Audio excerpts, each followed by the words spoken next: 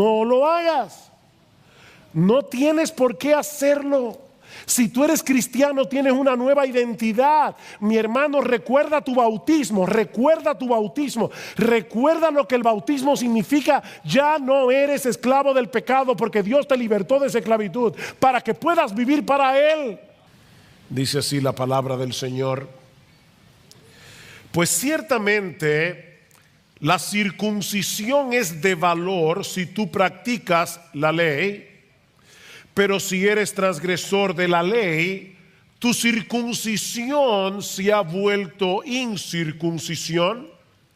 Por tanto, si el incircunciso cumple los requisitos de la ley, ¿no se considerará su incircuncisión como circuncisión? Y si el que es físicamente incircunciso guarda la ley, ¿no te juzgará a ti que aunque tienes la letra de la ley y eres circuncidado, eres transgresor de la ley? Porque no es judío el que lo es exteriormente, ni la circuncisión es la externa en la carne, sino que es judío, verdaderamente judío, el que lo es interiormente, y la circuncisión es la del corazón, por el espíritu, no por la letra, la alabanza del cual no procede de los hombres, sino de Dios. Alguien dijo una vez que leer las cartas del Nuevo Testamento es como estar al lado de una persona que está hablando por teléfono. Nosotros no sabemos qué es lo que la persona que está del otro lado de la conversación está diciendo, pero podemos deducir algunas cosas por lo que le responde la persona que está a nuestro lado. ¿Les ha pasado eso? Tú no sabes qué es lo que la otra persona está diciendo, pero tú puedes deducirlo.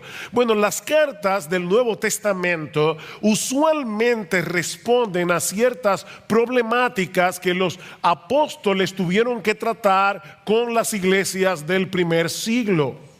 Si afinamos bien el oído cuando leemos la Biblia, y yo sé que eso puede sonar extraño, pero si afinamos el oído cuando estamos leyendo la Biblia, vamos a poder captar algo de esa conversación que se está llevando a cabo, y eso nos va a ayudar a entender mejor las Escrituras. Bueno, en el caso particular de esta porción de la carta a los romanos, que de hecho comenzamos a estudiar la semana pasada, Pablo está tratando con la forma como los judíos responden o reaccionan al evangelio. Y podemos deducir de esa conversación que muchos de ellos no podían percibir su necesidad de un Salvador porque creían tener ciertas ventajas sobre el resto del mundo por el simple hecho de ser judíos.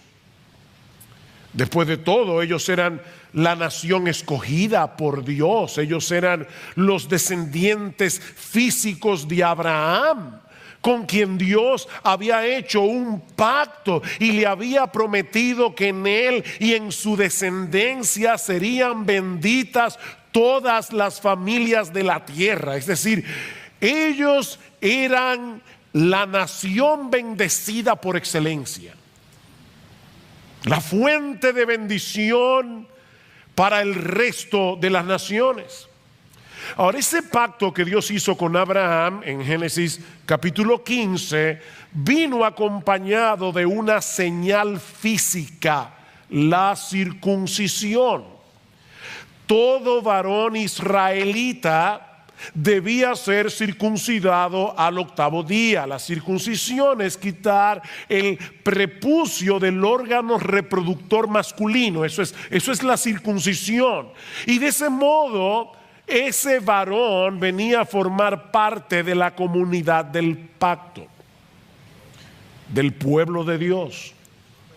Una de las bendiciones que disfrutaban los judíos como comunidad del pacto era el enorme privilegio de tener en sus manos la ley de Dios o la Torá. Cuando nosotros escuchamos la palabra Torá o Torá, la traducimos en nuestras mentes como ley, pero esa palabra hebrea significa literalmente instrucción, enseñanza, doctrina, es decir, es mucho más amplia que una lista de regulaciones y de mandamientos. La Torá, el libro de la ley, Génesis, Éxodo, Levítico, Número, Deuteronomio, la Torá es el libro que contiene las instrucciones del pacto que Dios le había revelado al pueblo de Israel en el monte Sinaí a través de Moisés. Es la revelación de la voluntad de Dios a su pueblo escogido. De manera que Israel era una nación privilegiada en el Antiguo Testamento. Ellos tenían la circuncisión que los acreditaba, por decirlo de alguna manera, como la nación escogida. Y ellos tenían la ley, la revelación de su voluntad. Ninguna otra nación de la tierra tenía esos privilegios. Sin embargo, cuando escuchamos atentamente la conversación que Pablo está teniendo con los judíos en Romanos capítulo 2, nos damos cuenta que ellos habían interpretado mal los privilegios que tenían. Ellos no estaban entendiendo el significado de esas bendiciones. Ellos veían sus privilegios como una especie de refugio que los protegía de la justicia de Dios. Nosotros no podemos ser condenados porque tenemos la circuncisión y tenemos la ley. De hecho, un escrito judío decía que Abraham estaba a las puertas del infierno para impedir que fueran arrojados allí los circuncidados. Era un seguro de vida eterna el tener la circuncisión.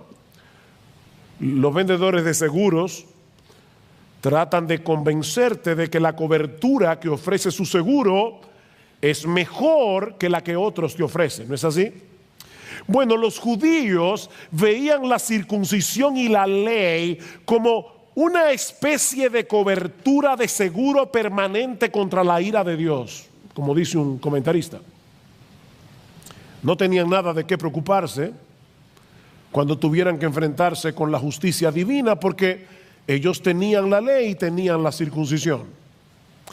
Bueno, la semana pasada, en Romanos capítulo 2, versículos 17 al 24, vemos cómo Pablo destruye la confianza que los judíos tenían en la ley.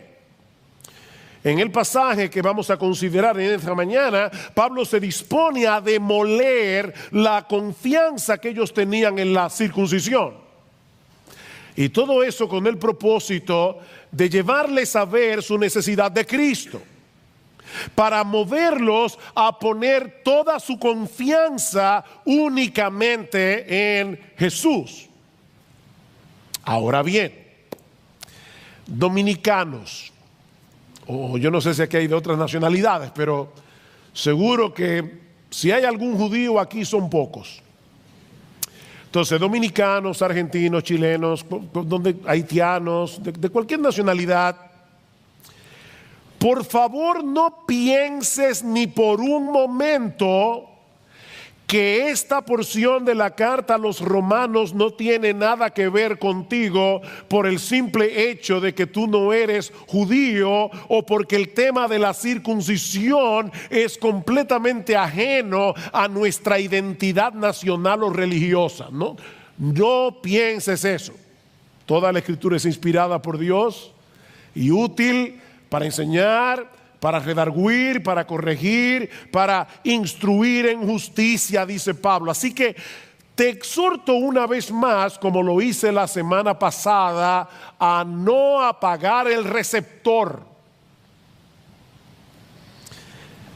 Dios está hablándole a su pueblo hoy a través de este pasaje de la carta a los romanos.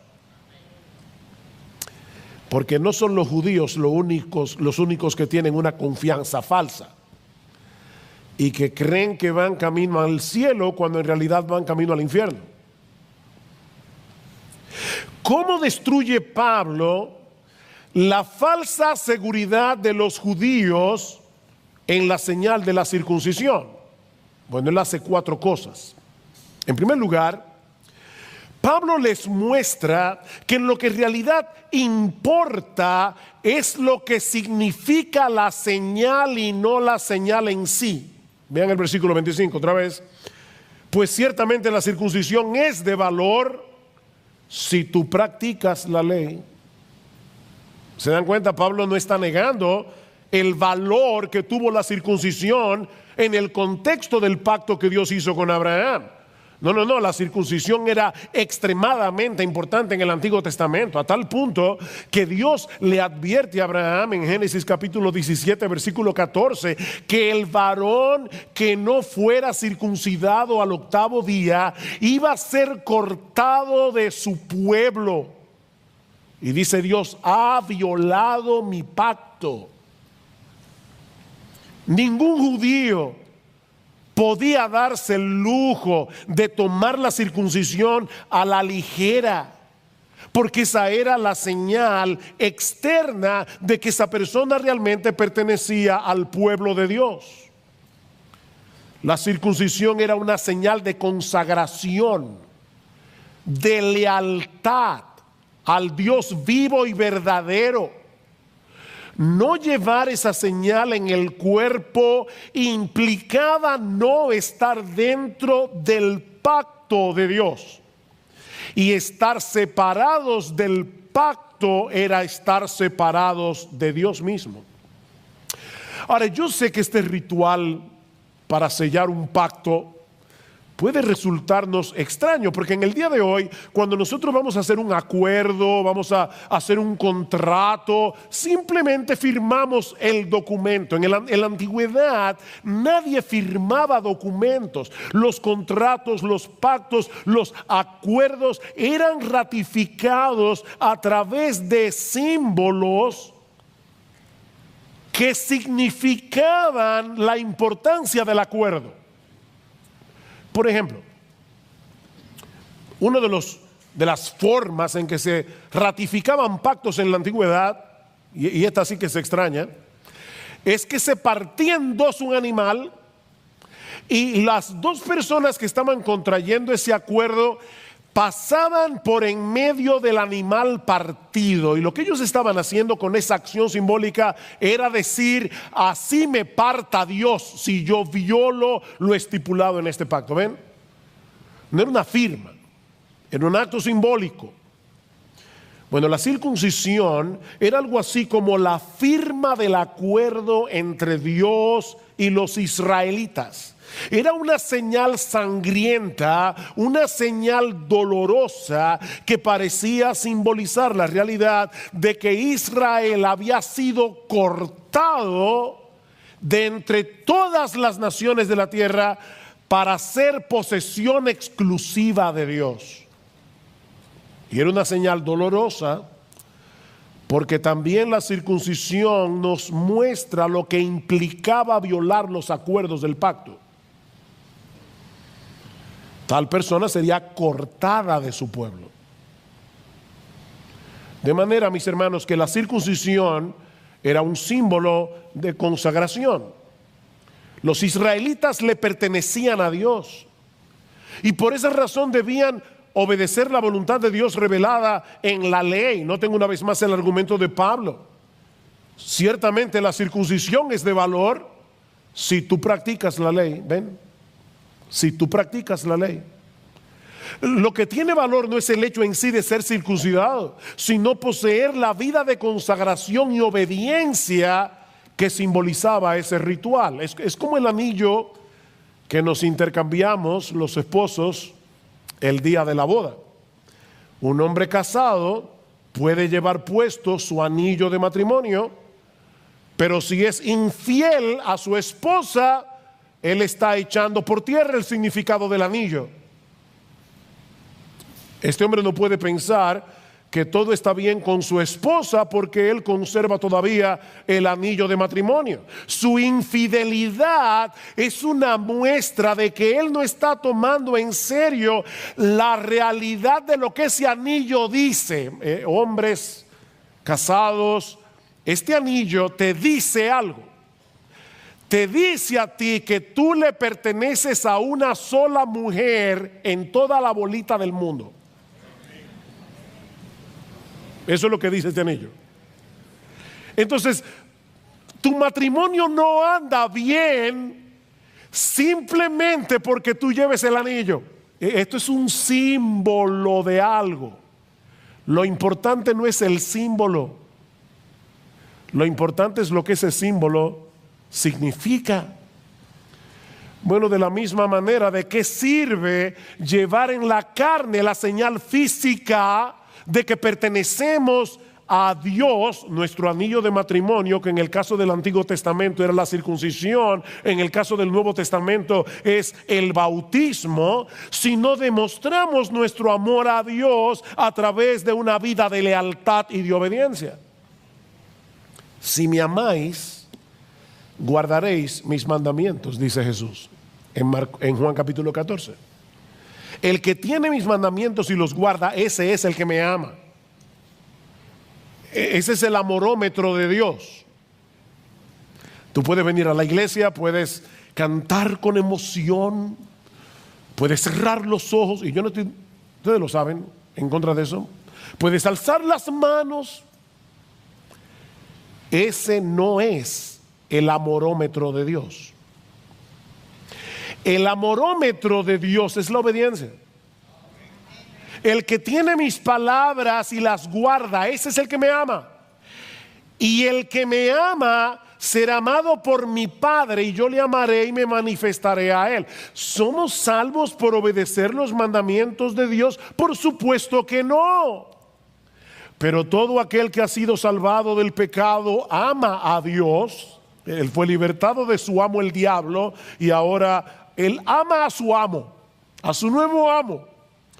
Y porque lo ama y está agradecido con su nuevo amo, él sincera y genuinamente desea hacer su voluntad. Otra vez es como el bautismo en el Nuevo Testamento. De nada sirve haber sido bautizados en una iglesia cristiana si no hemos experimentado la realidad de un corazón transformado que ama a Dios con un corazón genuino, no fingido. Es por eso que en el Antiguo Testamento Dios llama a su pueblo una y otra vez a circuncidar el corazón. De ahí el título de mi sermón. Lo importante no es quitar el prepucio del cuerpo del varón. Lo importante es quitar del corazón todo lo que hay de malo en él. Es la renovación del corazón. Y ahora, Israel, ¿qué requiere de ti el Señor tu Dios? Deuteronomio capítulo 10, versículo 12. Sino que temas. He aquí lo que Dios requiere: que temas al Señor tu Dios, que andes en todos tus caminos, que le ames, que le sirvas con todo tu corazón y con toda tu alma, y que guardes los mandamientos del Señor. Circuncidad pues vuestro corazón y no endurezcáis más vuestra cerviz. Pablo, ya le llamé Pablo a Marcos. Marcos, el domingo en la noche pasado, explicaba lo que significaba endurecer la cerviz. Los que han montado caballo saben que el caballo se guía por la brida. Si tú lo mueves a la derecha él se mueve a la derecha. Si lo mueves a la izquierda, se mueve a la izquierda. Pero a veces el caballo, tú le das para que camine y pone el cuello duro para que tú no lo puedas guiar. Él quiere hacer su voluntad. Y Pablo dice, o Dios dice, ustedes tienen una cerviz endurecida, el cuello endurecido. ¿Ven, hermanos, la conexión entre la circuncisión y la obediencia? La circuncisión es un símbolo de consagración. Es por eso que Pablo, cuando tiene que tratar el problema de la iglesia en Galacia, algunos querían que estos cristianos se circuncidaran. Pablo les dice, otra vez testifico a todo hombre que se circuncida, que está obligado a guardar toda la ley. Eso es lo que significa la circuncisión. Así que los judíos habían sido infieles al significado del rito Y por causa de su desobediencia, y aquí viene el segundo argumento de Pablo, su circuncisión se había vuelto incircuncisión. O sea, ¿cuál es el primer argumento de Pablo? No es la señal lo que importa, es lo que significa la señal. Segundo argumento, tu desobediencia y deslealtad revierte la señal en incircuncisión. Versículo 25 otra vez. Pues ciertamente la circuncisión es de valor si tú practicas la ley, pero si eres transgresor de la ley, tu circuncisión se ha vuelto incircuncisión. Yo me imagino a los judíos del primer siglo escuchando a Pablo decir eso, porque para el judío la palabra incircunciso era casi un insulto. Era la forma como ellos se referían al resto de las naciones de la tierra. Ustedes son incircuncisos. Ustedes están fuera del marco de la bendición y del favor de Dios. Y ahora Pablo les está diciendo que ellos estaban exactamente en la misma condición que todos esos pueblos paganos. Ustedes son una nación de gente incircuncisa. Vuestra deslealtad al Dios del pacto ha revertido la circuncisión en incircuncisión. Ahora, ¿saben lo más sorprendente de esto? Que si estos judíos hubieran leído con atención el Antiguo Testamento, se habrían dado cuenta que el argumento de Pablo aquí no es original. No es original. Dios mismo había dicho eso en el Antiguo Testamento. Jeremías capítulo 4, versículo 4. Circuncidaos para el Señor y quitad los prepucios de vuestros corazones, hombres de Judá y habitantes de Jerusalén. No sea que mi furor salga como fuego y arda, y no haya quien lo apague a causa de la maldad de vuestras obras.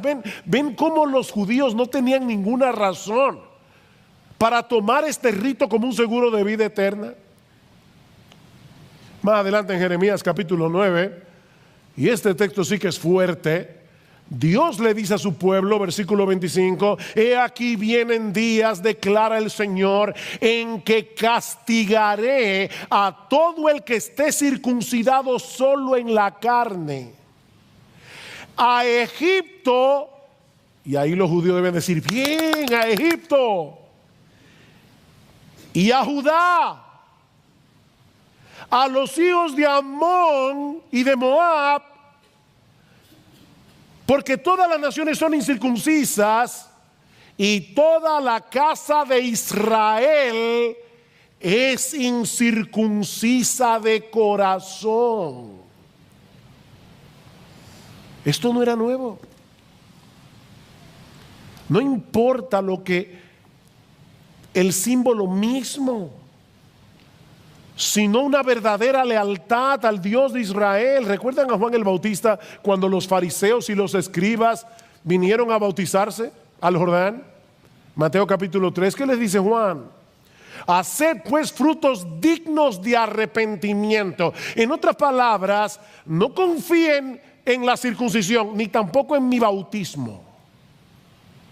Arrepiéntanse. Este bautismo significa arrepentimiento. De nada sirve que te bautices si no te arrepientes. Y como Juan el Bautista conocía bien a los judíos, ahora les dice, y no penséis decir dentro de vosotros mismos, a Abraham tenemos por padre. Porque yo os digo que Dios puede levantarle hijos a Abraham aún de estas piedras. Déjenme poner esto en un lenguaje contemporáneo. Es como si un predicador, vamos a suponer un pastor de iglesia bíblica del Señor Jesucristo, se parara en este púlpito y le dijera a sus miembros, por favor, no comiences a decir dentro de ti que ya fuiste bautizado.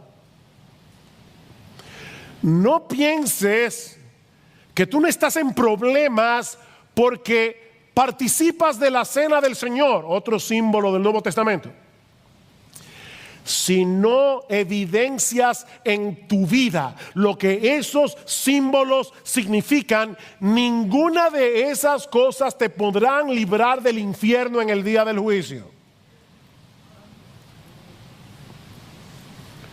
No creas que tú vas a llegar al cielo y te van a abrir las puertas porque tienes una membresía de iglesia bíblica del Señor Jesucristo. ¿Qué significa el bautismo? Bueno, el bautismo significa que hemos muerto juntamente con Cristo, hemos resucitado juntamente con Él para andar en novedad de vida. Un bautizado que vive para su gloria, un bautizado que vive para hacer su voluntad y no la voluntad de Dios, está viviendo una vida desbautizada. Su bautismo se ha convertido en desbautismo. Esta tarde vamos a participar de la cena del Señor. Y yo espero que todo cristiano anhele venir a la cena del Señor. Ahora, ¿qué simboliza la cena del Señor? Simboliza que hemos comido a Cristo por la fe. Nos hemos apropiado de Cristo por la fe, de manera que nuestras vidas están unidas a la de Cristo. Ahora tenemos una nueva identidad, porque nuestro hombre pecador ya murió. Resucitamos juntamente con Cristo. Somos cristianos. Y porque somos cristianos, disfrutamos de una deleitosa comunión con Jesús y disfrutamos de una deleitosa comunión con su pueblo. De nada sirve participar de la cena del Señor si tú no has creído en Cristo. Eso es comer pan, eso es tomarte un jugo, eso no sirve de nada. Tampoco sirve si estás desconectado de su pueblo, que es la iglesia. Tampoco sirve si estás viviendo una vida en franca rebeldía a su santa y perfecta voluntad. El bautismo y la cena del Señor son importantes, son extremadamente importantes. Por favor, no pienses, bueno, yo he creído en Cristo, yo no necesito ser bautizado. No, tú necesitas ser bautizado si tú creíste en Jesús, porque Él lo manda. El bautismo es importante, pero hermanos, es 1000 veces más importante que seamos coherentes con lo que el bautismo significa. De hecho, la santificación, decía alguien, consiste en estrechar cada vez más la brecha de nuestra incoherencia. Aquí está lo que debemos ser, aquí está lo que somos. Cristo ha hecho una obra de transformación, estamos cada vez más cerca entre lo que somos y lo que debemos ser, pero es en el cielo que esto va a ser un match perfecto. Bueno, pero aquí en la tierra vamos estrechando cada vez más la brecha de nuestra incoherencia. Eso es santificación. Así que lo que Pablo está diciendo a los judíos en este pasaje, podemos resumirlo en una fórmula matemática. Circuncisión menos lealtad y obediencia a Dios es igual a incircuncisión. Circuncisión menos lealtad y obediencia a Dios es incircuncisión. Ahora, si esta enseñanza debió resultar chocante a los judíos, la que viene tiene que haber sido 1000 veces más incómoda de escuchar.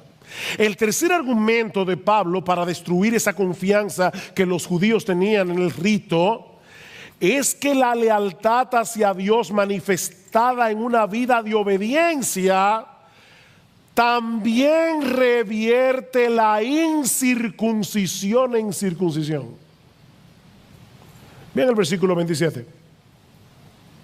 Versículo 26, perdón. Por tanto, si el incircunciso, es decir, todas las naciones gentiles, tú y yo estamos ahí, si el incircunciso cumple los requisitos de la ley, ¿no se considerará su incircuncisión como circuncisión? Y si el que es físicamente incircunciso guarda la ley, no te juzgará a ti, que aunque tienes la letra de la ley y eres circuncidado, eres transgresor de la ley.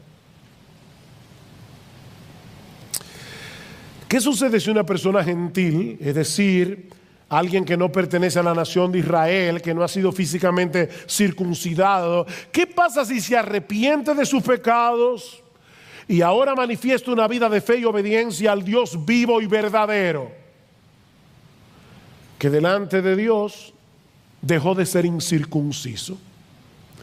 Porque Él manifiesta en su vida la realidad de lo que la circuncisión significa. Ese es el argumento de Pablo. Ahora resulta que no son los judíos circuncidados los que van a condenar a los gentiles en el día del juicio. No, son los creyentes gentiles que van a condenar a los judíos en el día del juicio. Un poco más adelante, en el capítulo 4 de Romanos, yo me río porque yo recuerdo todavía la primera vez que yo entendí ese pasaje. Hay pasajes que dan risa, y dan risa porque son, los norteamericanos llaman eso aha moments. ¿Han tenido eso? Momentos aha, wow, o momentos wow. Bueno, yo tuve un momento wow cuando entendí este pasaje. En Romanos capítulo 4, oigan lo que hace Pablo. Pablo dice, dime hacerles una pregunta. ¿Abraham fue circuncidado antes de creer o después de haber creído? El orden aquí es importante. ¿Cuándo hizo Dios un pacto con Abraham? En Génesis 15. Y dice allí que la fe de Abraham le fue contada por justicia. ¿Cuándo fue circuncidado Abraham? En Génesis 17. Y ahora dice Pablo, de manera que Abraham fue circuncidado y, perdón, vamos para atrás. Abraham fue justificado por la fe cuando todavía era incircunciso. Y le fue dada la circuncisión como señal de la fe que tuvo cuando todavía no estaba circuncidado, para que venga a ser padre de todos los creyentes, sean circuncidados o no. ¿No es un wow moment? ¡Wow! ¡Qué increíble! O sea, cómo Dios, cómo el Espíritu Santo se encargó de poner en orden su palabra para que tú y yo, cuando leamos Génesis, digamos, yo estoy incluido en el pacto que Dios hizo con Abraham. Porque más adelante Pablo hace algo también, otro wow moment. Pablo dice en Gálatas capítulo 3, fíjense que Dios no dice que Él hizo un pacto con Abraham y sus descendientes como si hablase de muchos, sino que Dios hizo un pacto con Abraham y su descendencia, la cual es Cristo. Y como nosotros estamos en Cristo, descendientes y herederos de Abraham somos, aunque hayamos nacido en San Juan de la Maguana y no tengamos sangre judía. Y menciono San Juan porque yo nací ahí. Es impresionante. Miren, hermanos, yo pensando en este texto veía, a mí no me gusta el boxeo, pero yo veía esto como una pelea de boxeo. Y Pablo ya tiene a su contendiente en la esquina del cuadrilátero, aturdido, tambaleándose. Le ha dado 3 golpes bien fuertes. En primer lugar, le ha dicho, no importa la señal, sino lo que la señal significa. ¡Boom! Segundo, una vida desleal y desobediente revierte la circuncisión y la convierte en incircuncisión. ¡Boom! Tercero, lo mismo podemos decir a la inversa. Los creyentes gentiles ahora son considerados circuncisos, aunque sean físicamente incircuncisos. ¡Boom! Y ahora viene el knockout. Pablo va a resumir todo esto en un solo argumento, y es que el verdadero judío, como Dios lo ve, el verdadero judío es el que ha sido circuncidado en el corazón por la obra regeneradora del Espíritu Santo, independientemente de su raza, independientemente de su nacionalidad. Ese es el verdadero judío. Yo me imagino que algunos aquí, puede ser, si han estado atentos al mensaje, que deben tener ciertas confusiones. Porque Pablo ha dicho que los que pertenecen al pueblo de Dios son los que practican la ley. Lo dijo en el versículo anterior. Pero nosotros somos pecadores. ¿Quién puede pertenecer entonces al pueblo de Dios si ninguno de nosotros podemos practicar perfectamente la ley? Ahora Pablo va a responder esa pregunta. Versículo 28. Porque no es judío el que lo es exteriormente, ni la circuncisión es la externa en la carne, sino que es judío el que lo es interiormente, y la circuncisión es la del corazón, por el espíritu, no por la letra, la alabanza del cual no procede de los hombres, sino de Dios. Pablo va a describir ahora quién es el verdadero judío. Y es una pena porque la iglesia evangélica del siglo XX y XXI, lamentablemente yo creo que tiene mucha confusión en cuanto a este tema. Mucha confusión. ¿Quién es el verdadero judío? El que Dios considera judío. Pablo dice, bueno, tiene 4 características. En primer lugar, el verdadero judío lo es interiormente. Interiormente, ¿no? Esto no tiene nada que ver con un ritual externo como la circuncisión o, para ponerlo en un lenguaje contemporáneo, con el bautismo. De hecho, ni siquiera tiene que ver con tu lugar de nacimiento. Es interno. Tu certificado de nacimiento es externo. Las circunstancias de tu nacimiento son externas. Pablo dice, nada de eso es importante. En segundo lugar, el verdadero judío es el que ha sido circuncidado en el corazón, no en la carne. Ya vimos que Dios le ordena a su pueblo que circuncide el corazón. Pero Dios, más que nadie, sabe que ningún ser humano puede hacer eso. Circuncidaos el corazón. Yo no puedo, Señor. Yo no puedo hacer eso. Yo no puedo cambiar mi corazón. Miren, no existe un cardiólogo en el mundo, un solo cardiólogo en el mundo, que pueda hacerse a sí mismo una operación de corazón abierto. No, no se puede. Si el cardiólogo tiene problemas con su corazón, él va a tener que buscar a otro cardiólogo que le haga la operación.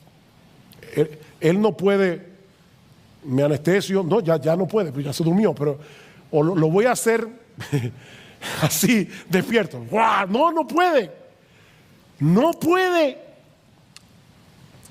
Bueno, la cirugía de la que estamos hablando aquí es 1000 veces más complicada. Porque aquí estamos hablando de convertir un corazón de piedra, que es insensible a Dios, insensible a su gloria, insensible a su voluntad. Estamos hablando de convertir un corazón de piedra en un corazón de carne. ¿Quién puede hacer eso? Solo Dios. Entonces, ¿para qué lo ordena? ¿Para qué Dios ordena en su palabra que circuncidemos nuestro corazón? Eso es algo que lamentablemente los arminianos no entienden. Y los arminianos son aquellos que piensan que en última instancia la salvación está en manos del pecador cuando él hace su decisión por Cristo. Eso es arminianismo. El arminiano no entiende que cuando Dios pone una condición para la salvación, Él mismo se encarga de que nosotros podamos cumplir la condición. ¿Saben para qué Dios ordena eso? De hecho, por la misma razón por la que ordena la ley, Dios dice, tú tienes que guardar toda la ley. Eso no es así. Tienes que guardar toda la ley. ¿Quién hace eso? Nadie. Entonces, ¿para qué lo manda? Para que viendo nuestra impotencia, nos acojamos a su gracia omnipotente, sabiendo que solo Él puede llevar a cabo esa cirugía de corazón abierto. Esa es la razón. Es por eso que en las Escrituras Dios promete lo que ordena. ¿Cómo decía Agustín de Hipona? Mándame lo que quieras y ayúdame a hacer lo que tú mandas. Dios promete lo que ordena. El texto que nuestro hermano leyó al principio, Deuteronomio capítulo 30, versículo 6.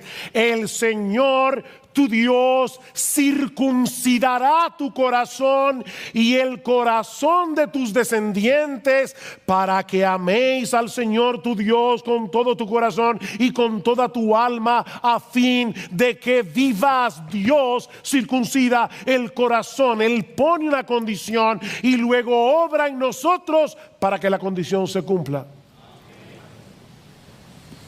Es la misma promesa que nosotros encontramos en Ezequiel capítulo 36, que dice Dios, os daré un corazón nuevo. Ven, solo Dios puede darte un corazón de carne sensible a Él. Os daré un corazón nuevo y pondré un espíritu nuevo dentro de vosotros y quitaré de vuestra carne el corazón de piedra y os daré un corazón de carne y pondré dentro de vosotros mi espíritu y haré que andéis en mis estatutos y guardéis mis preceptos y los pongáis por obras. Solo Dios puede hacer eso. Amén.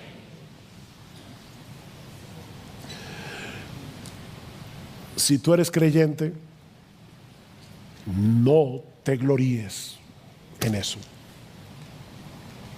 Fue Dios que circuncidó tu corazón en la regeneración.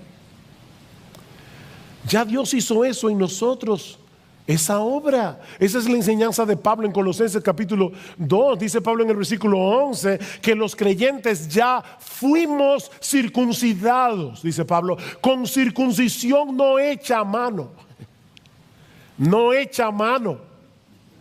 Al echar de vosotros el cuerpo pecaminoso carnal, ese prepucio de nuestra naturaleza pecaminosa, Dios la cortó y la echó fuera en la circuncisión de Cristo, sepultados con Él en el bautismo, en el cual fuisteis también resucitados con Él. ¿Saben que muchas veces nosotros solemos pensar en el bautismo como el símbolo de lo que nosotros hicimos cuando nos convertimos? Y usualmente las personas, muchos en su testimonio dicen, yo era esto y luego yo hice aquello y luego yo me arrepentí y luego yo creí. Como si el bautismo fuera un símbolo de lo que nosotros hicimos. No, mis hermanos, el bautismo es un símbolo de lo que hace Dios. Es un símbolo de lo que ya Dios hizo, no de lo que nosotros hicimos en la conversión. Y Pablo explica esto más ampliamente en Romanos 6. Estoy loco por llegar a Romanos 6, pero falta un rato. Así que permítanme darles un tráiler. Pablo dice, ¿qué diremos entonces? Porque Pablo acaba de decir, la salvación es únicamente por gracia, es únicamente por Cristo. Bueno, ¿qué diremos entonces? ¿Continuaremos en pecado para que la gracia abunde? De ningún modo. Y no hay manera de traducir literalmente esa palabra en español. Si fuéramos gringos diríamos, no way, no, olvídate de eso, eso es imposible. Nosotros que hemos muerto al pecado, ¿cómo viviremos aún en él? ¿O no sabéis que todos los que hemos sido bautizados, noten el modo pasivo de los verbos? El modo pasivo, los que hace rato que pasaron por la escuela, es cuando el sujeto recibe la acción del verbo. En modo activo, yo hago la acción. Juan tiró la pelota. En modo pasivo, la pelota le fue tirada a Juan. Es pasivo. ¿No sabéis que todos los que hemos sido bautizados en Cristo Jesús, hemos sido bautizados en su muerte? Por tanto, hemos sido sepultados juntamente con Él por medio del bautismo para muerte, a fin de que como Cristo resucitó de entre los muertos por la gloria del Padre, así también nosotros andemos en novedad de vida. Mis hermanos, ya eso pasó en nuestras vidas. Hemos muerto con Cristo, hemos resucitado con Él. Dios hizo eso para que ahora nosotros podamos vivir una vida de obediencia. Eso solo puede hacerlo Dios. Todas las exhortaciones que nosotros encontramos en la Biblia a luchar con el pecado, a perseguir la santidad, a ser como Jesús, presupone la realidad de esa circuncisión del corazón. Es imposible obedecer a Dios para la gloria de Dios en nuestras propias fuerzas. Necesitamos que Él obre primero en nosotros la regeneración para que podamos creer en Él y obedecerle a Él. ¿Y cómo hace eso Dios en nosotros? Aquí está la tercera característica del verdadero judío. Recuerden, la primera es interior, no exterior. La segunda es su corazón el que fue circuncidado. La tercera, esa circuncisión la hace el espíritu, no la letra. Versículo 29. Sino que es judío el que lo es interiormente, y la circuncisión es la de corazón, por el espíritu, no por la letra. ¿De qué letra está hablando Pablo? Bueno, ya lo dijo en el versículo anterior, la letra de la ley. O sea, lo que Pablo está diciendo es, la ley de Dios no puede hacer esa circuncisión. Eso lo hace el Espíritu Santo. Eso lo hace el Espíritu Santo. La ley nos dice lo que debemos hacer, pero no nos da ninguna ayuda para que lo hagamos. La ley no nos ayuda, no puede. Y no es que haya nada de malo en la ley. El problema no está en la ley, el problema está en ti y en mí. Como dice Pablo en Romanos 8, la ley es débil por nuestra carne. O sea, la ley es un buen capitán, la carne es un mal soldado. Ese es el problema. El problema no está en la ley es perfecta. El problema es que nosotros no lo somos. Así que lo que la ley no puede hacer, Dios lo hace por su Espíritu, que transforma nuestro corazón esclavizado al pecado y nos da un nuevo corazón que se mueve hacia Dios para que podamos creer en Él, para que podamos obedecerle con sinceridad de corazón. Dios transfiere la justicia perfecta de Cristo a nosotros, y ahora Dios nos ve como si nosotros hubiéramos cumplido perfectamente la ley. Recuerda lo que decíamos al principio: ¿cómo puedo ser yo parte del pueblo de Dios si Dios dice que para ser parte de ese pueblo hay que practicar la ley? Bueno, esa parte ya la hizo Cristo por mí. Él cumplió la ley perfectamente y pone su cuenta en nuestra cuenta. Pero no solo eso, Él también transforma nuestro corazón, dice Romanos 8, para que ahora nosotros también podamos obedecer la ley, no perfectamente, pero sí genuinamente, pero sí sinceramente, sí con el deseo y el anhelo de glorificar a Dios. Mi hermano, yo te repito, si tú eres creyente, eso es una realidad en tu vida. Tu viejo hombre esclavizado al pecado está muerto y enterrado.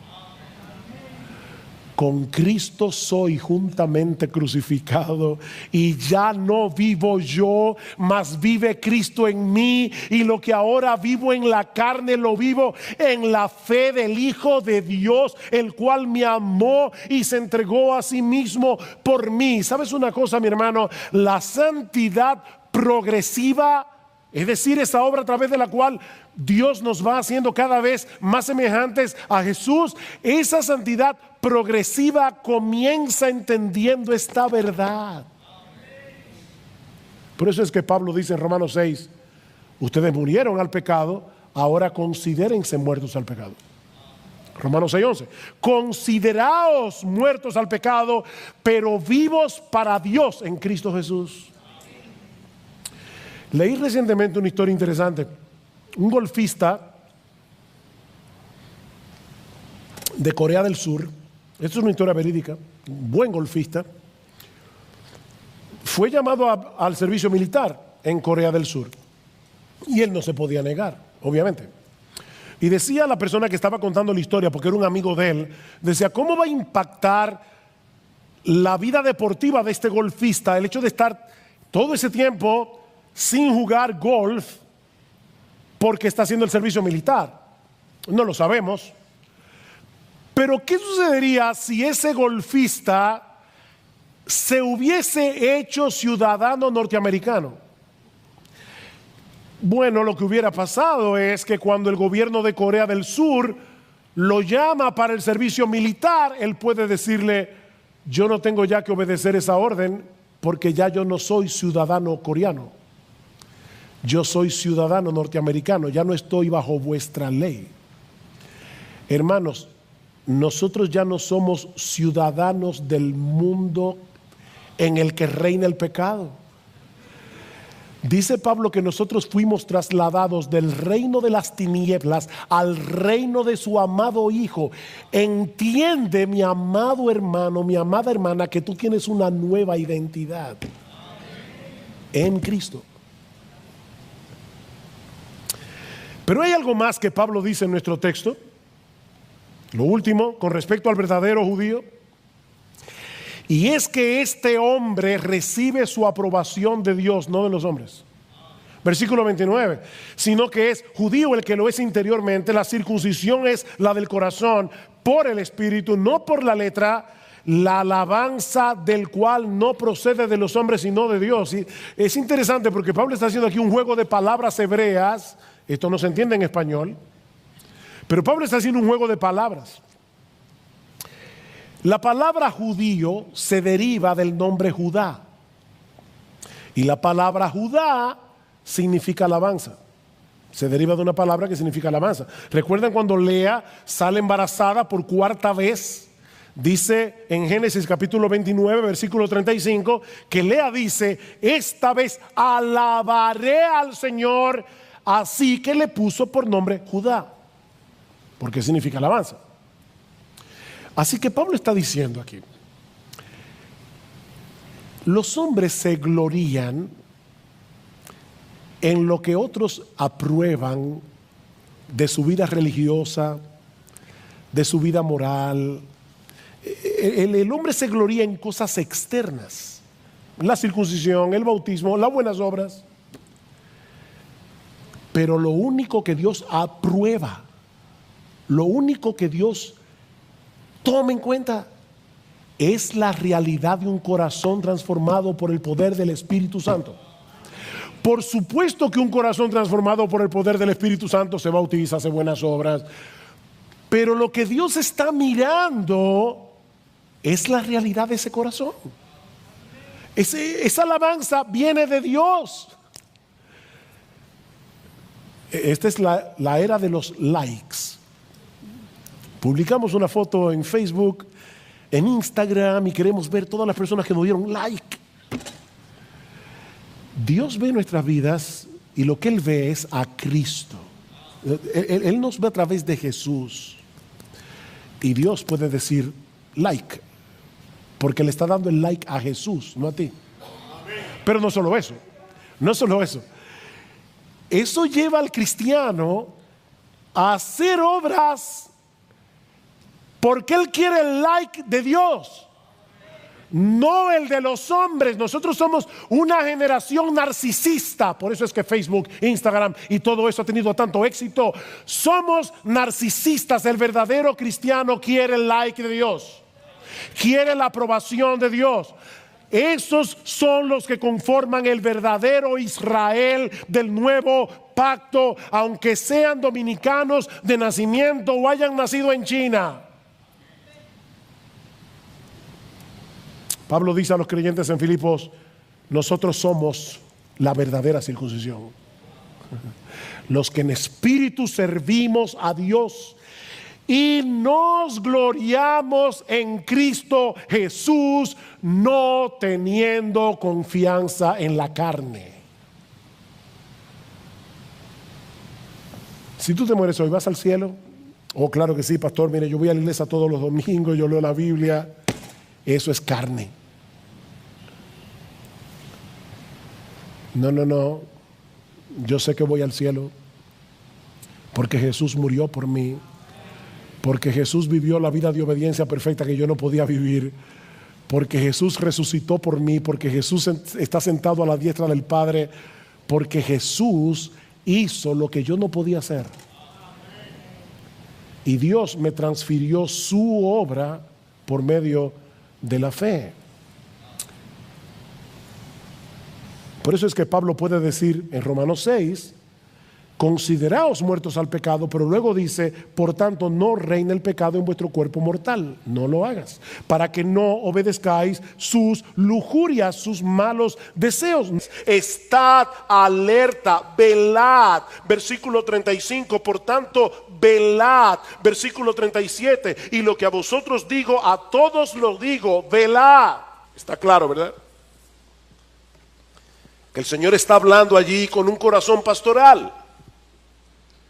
Mis hermanos, la Biblia no fue escrita para que nosotros podamos enterarnos hoy de la noticia de mañana. No fue para eso que Dios nos reveló su palabra. Dios reveló su palabra para que nosotros podamos conocer a Cristo. Dios nos reveló su palabra para que nosotros podamos entender el glorioso mensaje del Evangelio. No solamente para que seamos salvos, sino para que seamos cada vez más santos. Y es mi intención exponer el contenido de este pasaje con ese propósito en mente. Así que si usted estaba esperando que yo le iba a decir en estos domingos más o menos como cuándo viene Jesús, vas a salir decepcionado, porque eso solamente lo hacen los falsos profetas. Habiendo hecho estas aclaraciones, o algunos que no son falsos profetas, pero están lamentablemente engañados. Habiendo hecho estas aclaraciones, en la mañana de hoy vamos a concentrarnos en los primeros 13 versículos de Marcos 13. Yo espero que usted no sea supersticioso. Marcos 13:13. Y los pasajes paralelos que se encuentran en Mateo 24, en Lucas 21, es ahí donde aparece el discurso del Monte de los Olivos. Pero antes de pasar a ver el contenido de este discurso, mis hermanos, es extremadamente importante que pongamos este texto en su contexto. Así que veamos en primer lugar el contexto del discurso del Monte de los Olivos. Recuerden que en estos momentos nos encontramos en la semana de la pasión, es decir, la última semana del ministerio terrenal de nuestro Señor Jesucristo, que comenzó el llamado Domingo de Ramos, cuando Jesús entró por última vez en la ciudad de Jerusalén para celebrar con sus discípulos la fiesta de la Pascua. Miles de personas se aglomeraron a la entrada de la ciudad de Jerusalén, aclamando con gozo que Jesús era el Mesías, que Jesús era el Hijo de David, el Salvador del cual hablaron los profetas en el Antiguo Testamento. Si pudiéramos tomar el túnel del tiempo y llegar a Jerusalén en ese día, y vemos la algarabía de la gente a la entrada de Jesús, pensaríamos que Israel estaba en ese momento en su mejor condición espiritual. Pero muy pronto iba a ser evidente que toda esa algarabía no era más que una fachada religiosa, que esto era algo superficial que no reflejaba la realidad de sus corazones. Muchos de los que aclamaron a Jesús el Domingo de Ramos pidieron a gritos el Viernes Santo que fuera crucificado. 5 días después. Israel estaba a punto de suicidarse como nación al rechazar a su Mesías. No solo a nivel espiritual, como veremos la semana que viene, Israel estaba a punto de suicidarse a nivel político.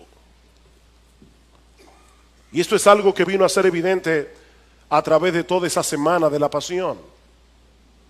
El lunes en la mañana, al día siguiente de su entrada triunfal, Jesús y sus discípulos se dirigen al templo de Jerusalén y encuentran en el camino una mata de higuera llena de hojas pero sin frutos. Y en un acto simbólico de juicio, Jesús maldice la higuera y ésta se seca hasta la raíz.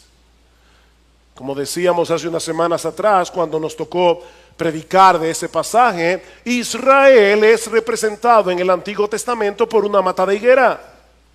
Así que la maldición de esta higuera era un presagio de lo que estaba a punto de suceder con la nación de Israel. Luego de este incidente, el Señor llega al templo. ¿Y qué se encuentra allí? Que habían convertido el templo en un mercado.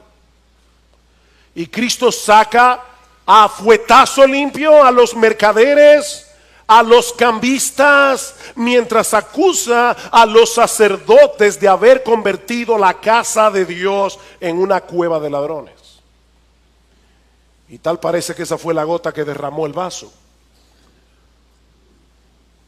Porque el martes en la mañana Jesús fue confrontado en el templo por los líderes religiosos de Israel, con una serie de preguntas capciosas, tratando de incriminarlo con sus propias palabras y acusarlo de blasfemia.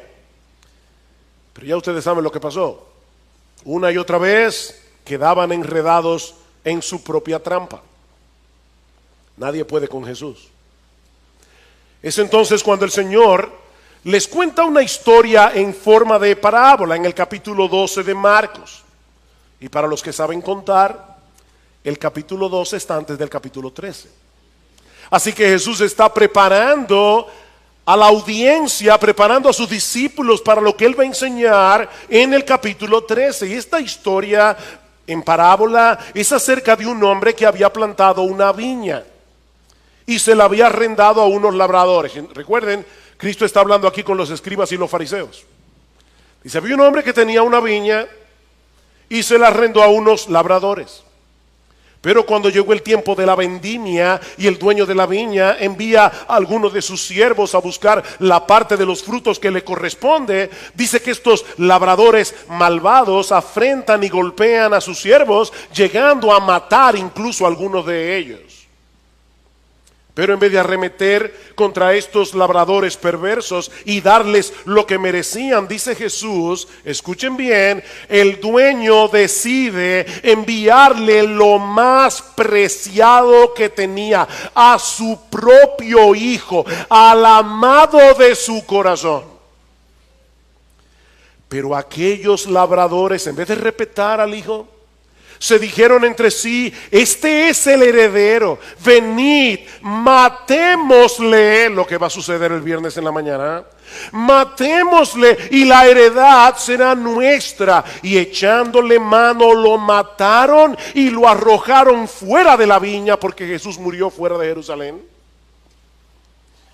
Y ahora Jesús les pregunta, ¿qué hará entonces el dueño de la viña? Y ellos responden, vendrá y destruirá a los labradores y dará la viña a otros. En el Evangelio de Mateo encontramos la versión más completa. Ellos le dijeron, llevará a esos miserables a un fin lamentable y arrendará la viña a otros labradores que le paguen los frutos a su tiempo. Y obviamente la viña de esta historia es la nación de Israel. Los labradores son sus líderes. De hecho, dice en Marcos capítulo 12 versículo 12 que a partir de ese momento los líderes religiosos de Israel trataban de prender a Jesús porque comprendieron que contra ellos había dicho la parábola. De manera que esta parábola nos enseña lo mismo que la maldición de la higuera. Israel, como nación escogida, sería desechada por Dios. La ira de Dios estaba a punto de caer sobre esa nación y la viña sería entregada a otros labradores, es decir, la iglesia compuesta por judíos y gentiles a la vez, que sí darían los frutos que Dios esperaba de ella.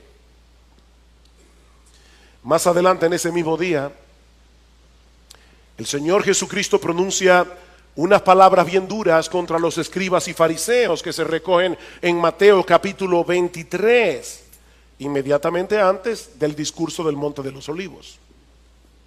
Y de nuevo Jesús vuelve sobre el mismo tema. Israel será castigada. Dice, por tanto, mirad, yo os envío profetas, sabios y escribas. De ellos a unos los mataréis y crucificaréis, y a otros los azotaréis en vuestras sinagogas, y los perseguiréis de ciudad en ciudad, para que recaiga sobre vosotros la culpa de toda la sangre justa derramada sobre la tierra, desde la sangre del justo Abel hasta la sangre de Zacarías, el último de los profetas, a quien asesinasteis entre el tiempo y el altar. Y ahora escuchen, Mateo 23 todavía, en verdad os digo que todo esto vendrá sobre esta generación.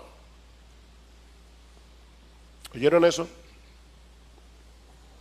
Una generación, según el Antiguo Testamento, tiene aproximadamente una duración de 40 años. Estamos en el año 33. Lo que Jesús está diciendo aquí es que la ira de Dios iba a caer sobre Israel en ese lapso de tiempo. De hecho, más adelante en Mateo 24:34, el Señor, 24:34, perdón, el Señor les dice, os digo que no pasará esta generación hasta que todo esto se cumpla. El Señor finaliza su advertencia en Mateo 23 con estas palabras. Y esto es muy sensible. Jerusalén, Jerusalén, la que mata a los profetas y apedreas a los que son enviados a ellas, lo que le hicieron a los siervos del dueño de la viña, ¿recuerdan? ¿Cuántas veces quise juntar a tus hijos como la gallina junta sus pollitos debajo de sus alas y no quisiste? Ese es el trabajo de los profetas. Llamar al pueblo al arrepentimiento, llamar al pueblo a volverse de sus ídolos para refugiarse en Dios. Dice, yo los llamé una y otra vez a través de los profetas, pero no quisieron. He aquí, vuestra casa se os deja desierta, porque os digo que desde ahora en adelante no me veréis más hasta que digáis, bendito el que viene en el nombre del Señor. Wow, interesante el cambio de lenguaje que se ha producido aquí. Mis hermanos, Jerusalén era la ciudad de Dios porque allí se encontraba la casa de Dios, el templo. ¿Ustedes recuerdan las palabras de Jesús cuando purificó el templo el día anterior? Mi casa será llamada casa de oración, mas vosotros la habéis hecho cueva de ladrones. Mi casa, pero ahora Cristo dice vuestra casa. Vuestra casa se os deja desierta. ¿Qué estaba pasando aquí? Mis hermanos, cuando Jesús salió del templo ese martes para no regresar nunca más, no solo lo estaba dejando físicamente, Cristo como el Dios encarnado lo estaba abandonando espiritualmente. En ese momento el templo dejó de ser la casa de Dios para convertirse en un edificio más. De hecho, ¿no tiene algo sumamente interesante en el versículo 4 de Marcos 13? Dice, versículo 1, dice, cuando salía del templo, uno de sus discípulos le dijo, maestro, mira qué piedras y qué edificios. Jesús les dijo, ves, estos grandes edificios, no quedará piedra sobre piedra que no sea derribada. Y estando él sentado en el monte de los olivos, frente al templo, Pedro, Jacobo, Juan y Andrés le preguntaron en privado: ¿cuándo sucederá esto? ¿Dónde estaba Jesús? En el Monte de los Olivos. Y yo no creo que eso haya sido por casualidad o porque era el monte más cerca. En los capítulos 10 y 11 del libro de Ezequiel, el profeta ve una visión apocalíptica. Recuerden que las visiones eran bien extrañas para nosotros los occidentales, pero él ve una visión cómo la gloria de Dios abandona el templo por causa de la idolatría. Y era una forma simbólica, una visión que él estaba viendo de cómo Dios iba a castigar la nación por su pecado. Un castigo que se manifestó cuando los babilonios destruyeron la ciudad y el templo en el año 587 antes de Cristo. Ahora, hay un detalle sorprendente en esta profecía del libro de Ezequiel. Dice en el versículo 23 del capítulo 11, en esa visión que él está viendo, la gloria del Señor sale del lugar santísimo, se posa en la muralla del templo, y luego dice que la gloria del Señor se elevó de en medio de la ciudad y se detuvo sobre el monte que está al oriente, es decir, el monte de los olivos, como dice en Zacarías capítulo 14 versículo 4. Así que la gloria de Dios dejó el templo y se posa en el monte de los olivos antes de ser destruido por los babilonios. Ahora, mis hermanos, déjenme hacerles una pregunta. ¿Cuál es la manifestación final y definitiva de la gloria de Dios? Hablando acerca de la encarnación de Jesús, dice en Juan capítulo 1 versículo 14: y el verbo se hizo carne y vimos su gloria, gloria como del unigénito del Padre, lleno de gracia y de verdad. Jesús es la encarnación de la gloria de Dios. Por eso es que más adelante Él va a decir: ustedes verán al Hijo de Dios viniendo con las nubes del cielo. ¿Qué se manifestaba con las nubes del cielo en el Antiguo Testamento? La gloria de Dios. Así que en ese día de la semana de la pasión, la gloria de Dios en Jesús estaba abandonando el templo para irse a sentar en el monte de los olivos. Ahora entendemos mejor las palabras de Jesús en Mateo 23. He aquí, vuestra casa se os deja desierta. ¿Por qué? Porque os digo que desde ahora en adelante no me veréis más. ¿Ven el punto? Vuestra casa es desolada, es la misma palabra que se usa en griego aquí. Vuestra casa será desolada porque ustedes no me verán más hasta que digáis: bendito el que viene en el nombre del Señor. Pero yo le voy a hacer una pregunta. ¿Esas palabras no le suenan familiares? Bendito el que viene en el nombre del Señor. Eso fue lo que los judíos dijeron cuando Jesús entró en Jerusalén el domingo de Ramos. Y ahora Jesús está diciendo: sí, ustedes me aclamaron a mí ese domingo diciendo: bendito el que viene en el nombre del Señor, hosana en las alturas. Pero todo eso era de la boca para afuera. Lo que Jesús está diciendo aquí es: Dios los está abandonando porque no me reconocieron a mí como el Mesías. Todo lo que ustedes dijeron de mí durante mi entrada triunfal no era más que una fachada. Por eso me voy del templo para no regresar nunca más. Vuestra casa será desolada porque la gloria de Dios, que soy yo, ya no estará allí. Por eso es que alguien decía: con Jesús no hay alternativa. O Jesús era un loco, o era un farsante, o era Dios. Como dice el C.S. Lewis: no me salgas con esa condescendencia hacia Jesús diciendo que era un gran hombre. No, si Jesús no era Dios, Él no era un gran hombre. Si Jesús no era Dios, era un megalómano, o estaba loco. Pero Él era Dios. Dios de Dios, luz de luz, Dios verdadero del Dios verdadero. Mis hermanos, fue la gloria de Dios encarnada la que abandonó el templo ese día. Dios estaba repudiando a Israel y a la ciudad santa para que no fueran su casa nunca más. Como bien señala Sam Storms, la destrucción física del templo no era otra cosa que la consumación externa del repudio espiritual de parte de Dios.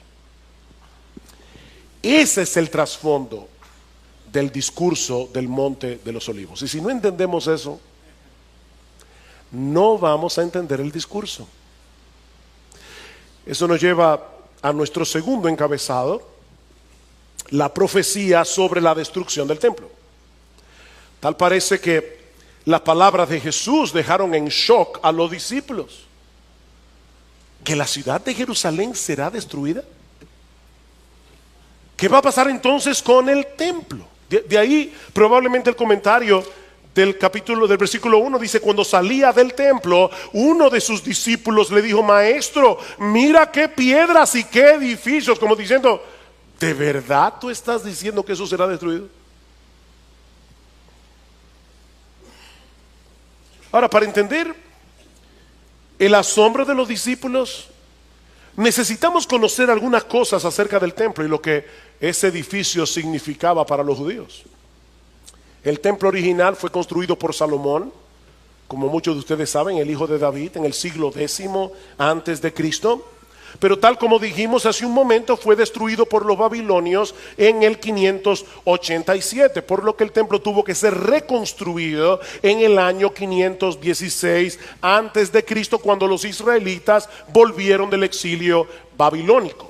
Pero ese nuevo templo no era ni sombra del anterior.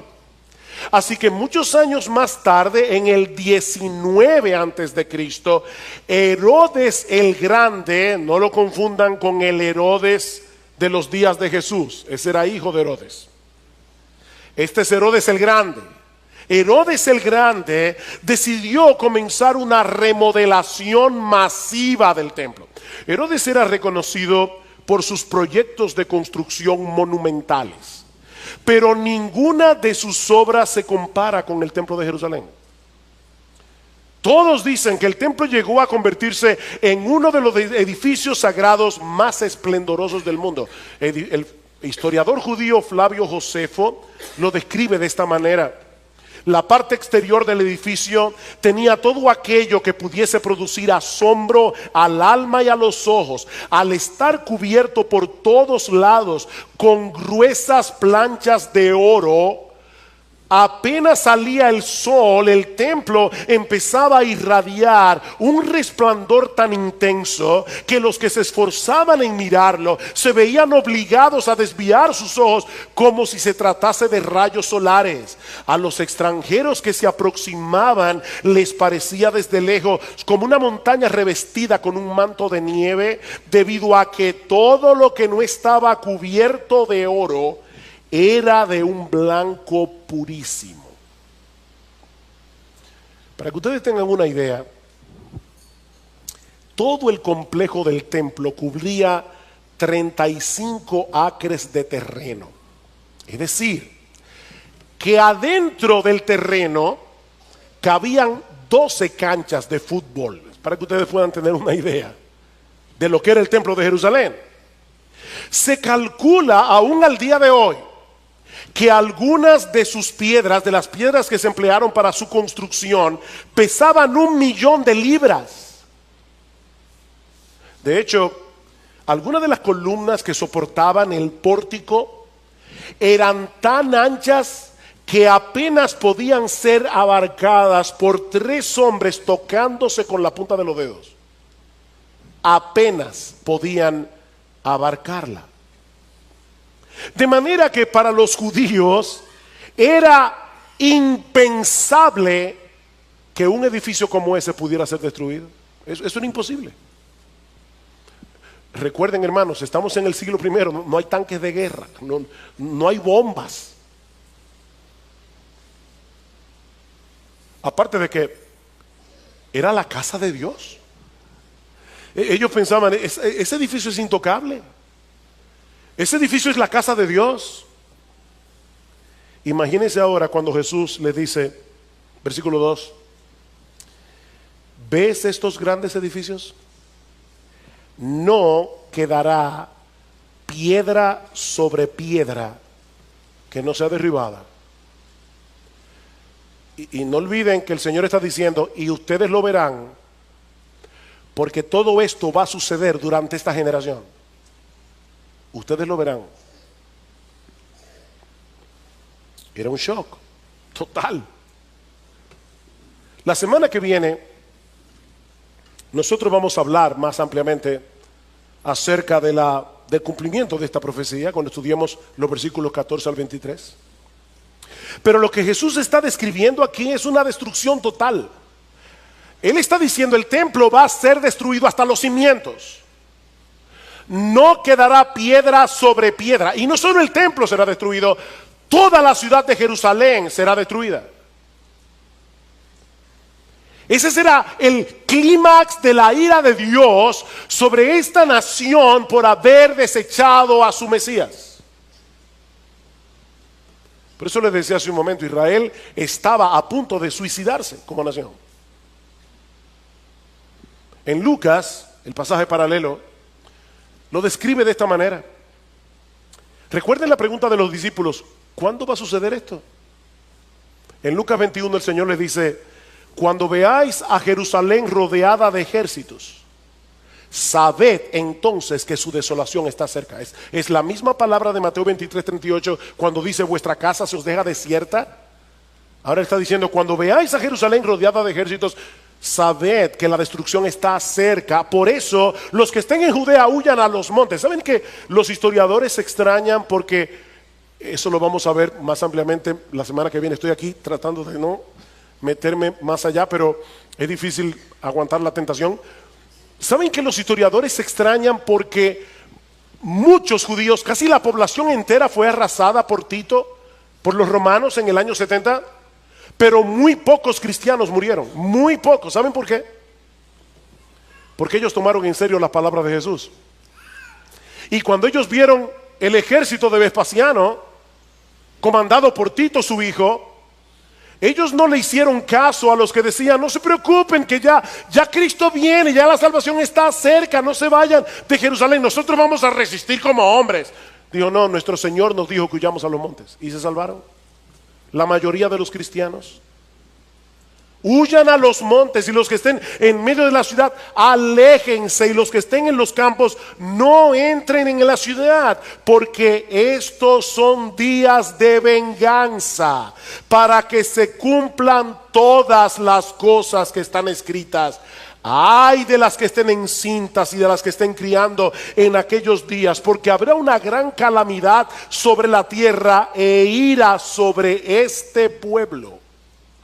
Y caerán a filo de espada y serán llevados cautivos a todas las naciones, y Jerusalén será hollada por los gentiles hasta que los tiempos de los gentiles se cumplan.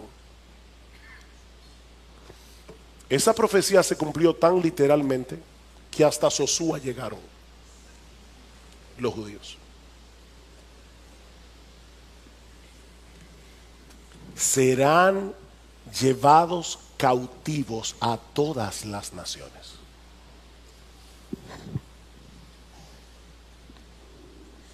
Eso era tan difícil de imaginar para los discípulos, que es muy probable que en la mente de ellos asociaran estos eventos con el fin del mundo.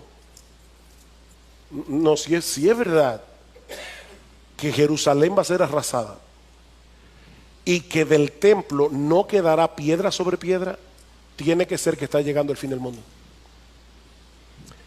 De ahí la pregunta de los discípulos. Dice en Marcos capítulo 13, versículo 3. Y estando él sentado en el monte de los olivos frente al templo, Pedro, Jacobo, Juan y Andrés le preguntaron en privado, dinos cuándo sucederá esto y qué señal habrá cuando todas estas cosas se hayan de cumplir. En el pasaje paralelo del Evangelio de Mateo encontramos una versión más completa de la pregunta. Ellos preguntaron, dinos ¿cuándo sucederá esto? Refiriéndose obviamente a la destrucción de Jerusalén y del templo. ¿Y cuál será la señal de tu venida y de la consumación del siglo? Tal parece que en la mente de ellos esas tres cosas tenían que suceder al mismo tiempo: la destrucción de Jerusalén y del templo, la segunda venida de Jesús y el fin del mundo. Pero ahora Jesús les hace ver que hay un lapso indefinido de tiempo entre un evento y los otros dos. Esa es la razón del discurso del Monte de los Olivos. Ven, hermanos, ¿por qué les decía al principio que Jesús no estaba tratando de darnos ayer la noticia de mañana? Ese no es el propósito. Estos hombres necesitaban instrucción. Y lo que Jesús les está diciendo es: no se dejen engañar, ni la segunda venida de Cristo ni el fin del mundo van a suceder inmediatamente después de la destrucción de Jerusalén y del templo. Muchas cosas tienen que ocurrir antes de mi segunda venida.